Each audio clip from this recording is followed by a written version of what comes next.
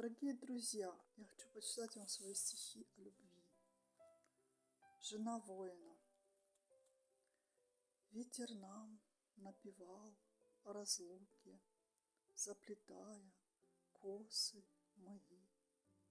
Вечера, коротая от скуки, вышивала крестом золотым. Вот опять грусть, тоска не стихает, что-то в сердце томится печаль. Оборвется вдруг нить золотая, разобьется старинный хрусталь.